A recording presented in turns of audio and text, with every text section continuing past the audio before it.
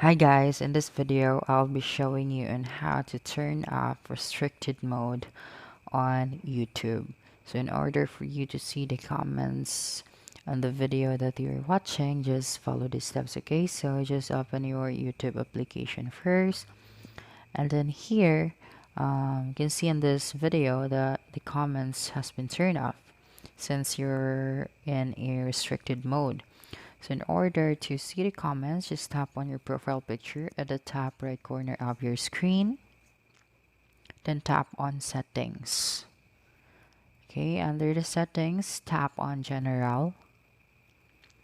And then scroll down until you see the restricted mode option. As you can see here, the switch is on. So you just have to turn it off. And then go back and play another video or search for another content. So for example, this cute little puppy, this one. So now, as you can see, you can read all the comments from the other people. So that's it. That's how you can turn off restricted mode on YouTube. So don't forget to subscribe to our YouTube channel for more video tutorials in the future. Bye bye.